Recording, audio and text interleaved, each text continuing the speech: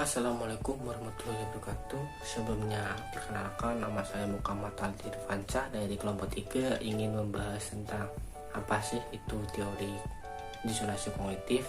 Nah, teori disonansi kognitif yaitu teori komunikasi yang membahas tentang ketidaknyamanan seseorang yang dilandasi oleh pemikiran, sikap, dan tingkah laku yang tidak konsisten, membuat seseorang itu memotivasi dirinya untuk mengambil langkah demi mengurangi ketidaknyamanan tersebut.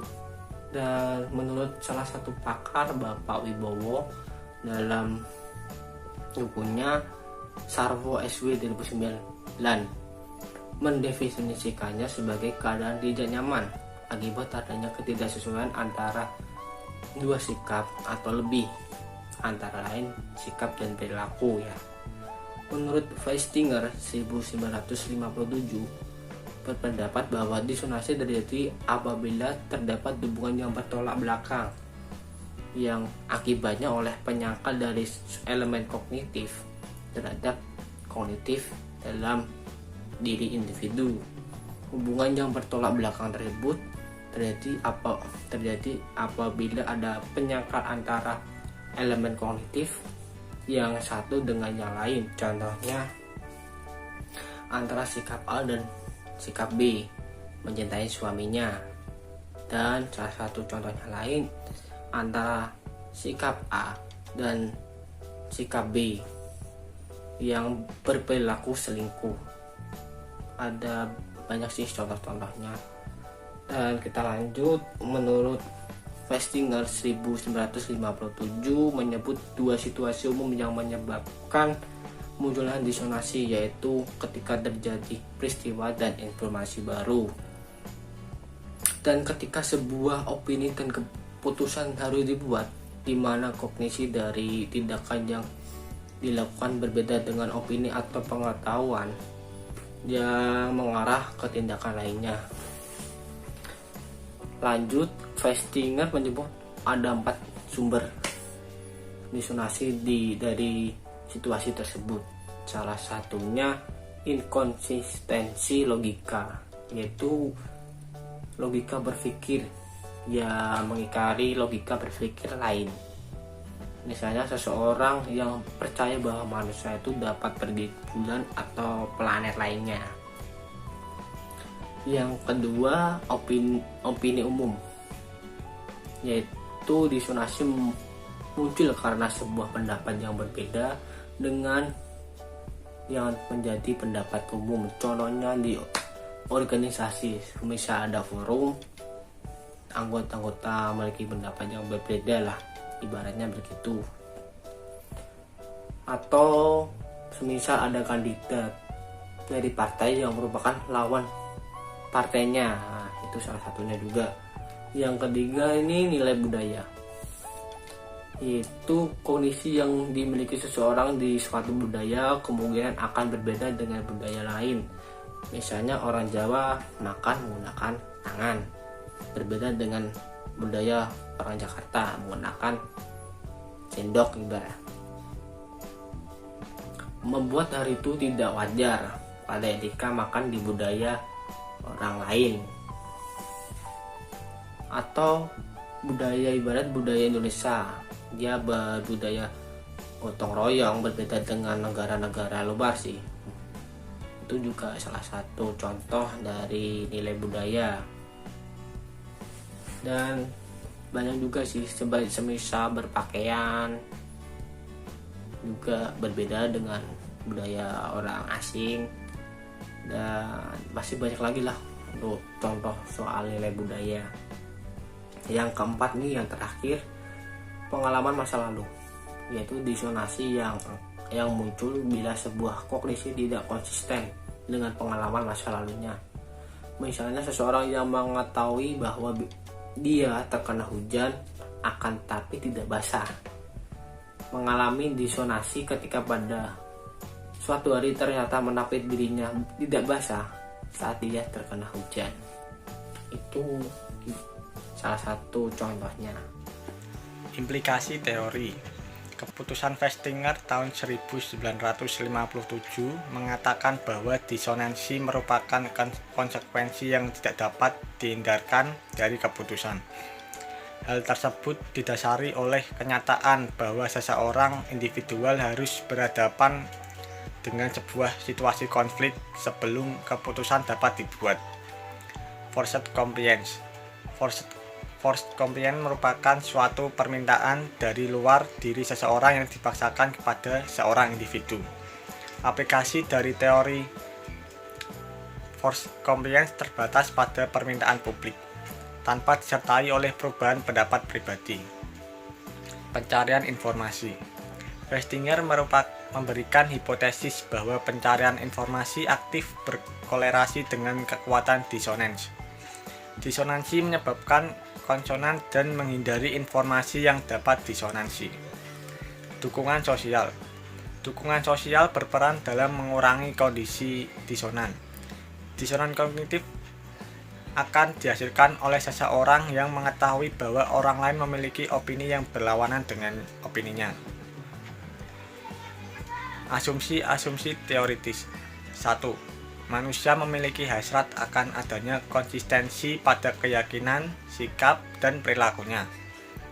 Teori ini menekankan sebuah model mengenai sifat dasar dari manusia, mementingkan adanya stabilitas dan konsistensi. 2. Disonansi diciptakan oleh inkonsistensi biologis. Teori ini merujuk pada fakta-fakta harus tidak konsisten secara psikologis satu dengan yang lainnya untuk menimbulkan disonansi kognitif. 3. Disonansi adalah perasaan tidak suka yang mendorong orang untuk melakukan suatu tindakan dengan dampak-dampak yang tidak dapat diukur. Teori ini menekankan seseorang yang berada dalam disonansi memberikan keadaan yang tidak nyaman sehingga ia akan melakukan tindakan untuk keluar dari ketidaknyamanan tersebut. 4. Disonansi akan mendorong usaha untuk memperoleh konsonansi dan usaha untuk mengurangi disonansi.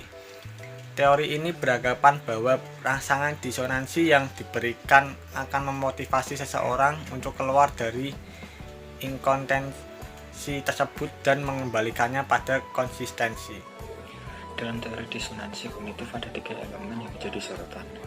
1. Tidak relevan satu sama lain. 2. Konsisten satu sama lain atau harmoni. 3.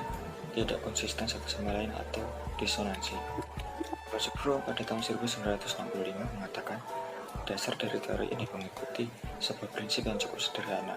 Keadaan disonansi kognitif dikatakan sebagai keadaan ketidaknyamanan psikologis atau ketegangan yang memotivasi usaha-usaha untuk mencapai konsonansi. Disonansi adalah ketidakseimbangan dan konsonansi adalah keseimbangan.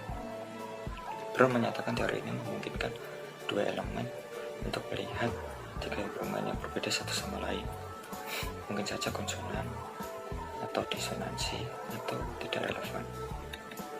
Pertama, hubungan disonansi ada antara dua elemen ketika dua elemen tersebut pada posisi seimbang satu sama lain.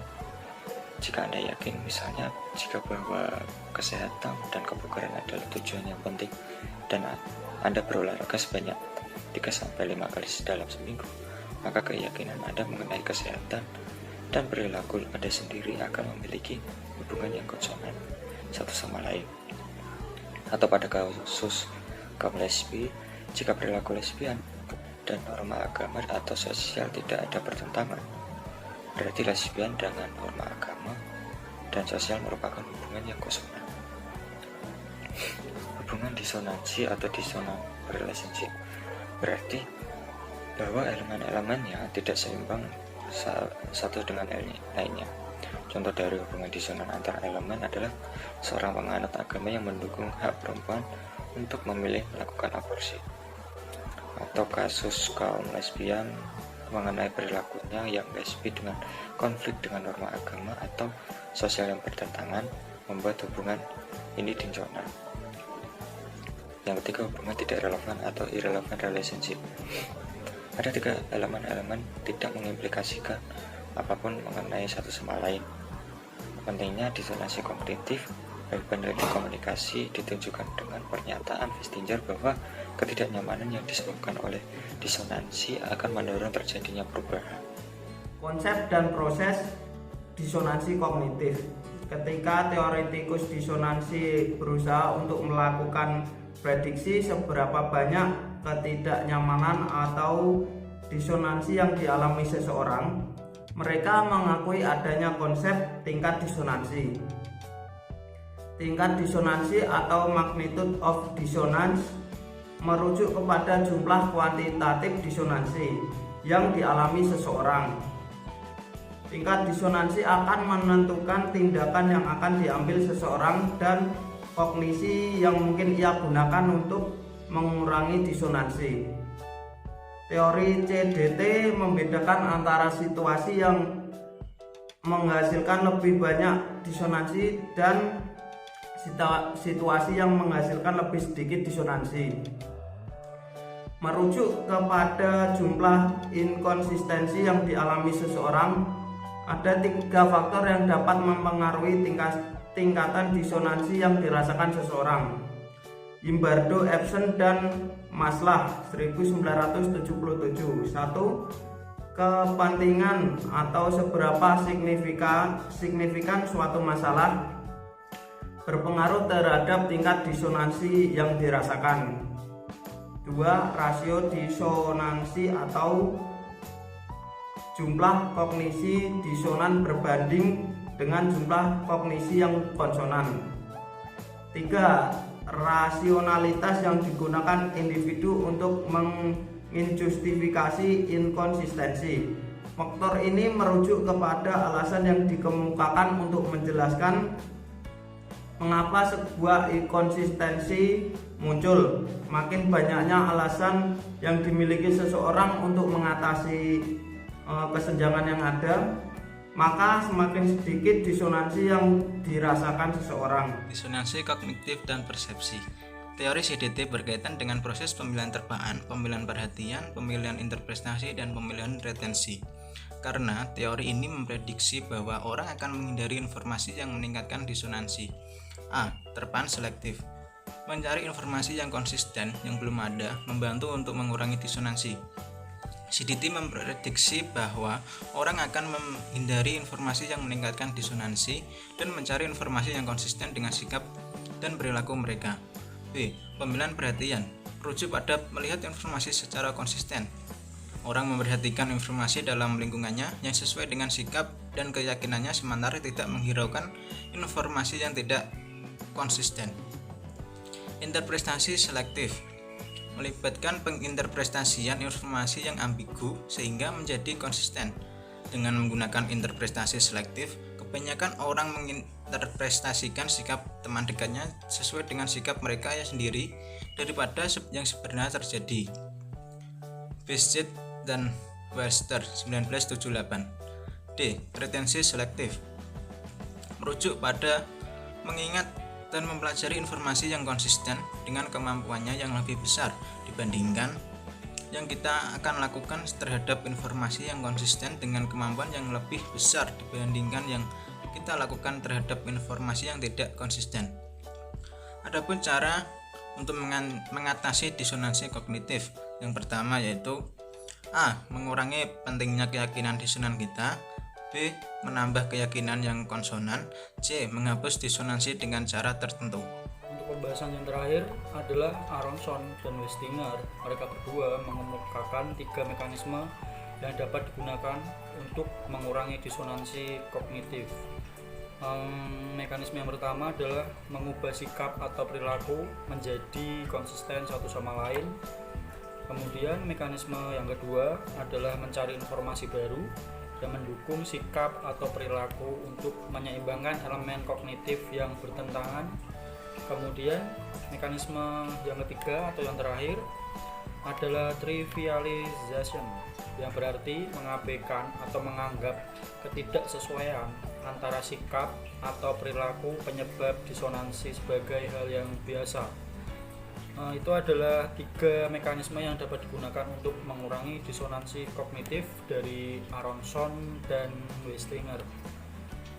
Sekian dari kelompok kami. Mohon maaf apabila ada kesalahan dalam penjelasan, materi, ataupun penulisan. Wassalamualaikum warahmatullahi wabarakatuh.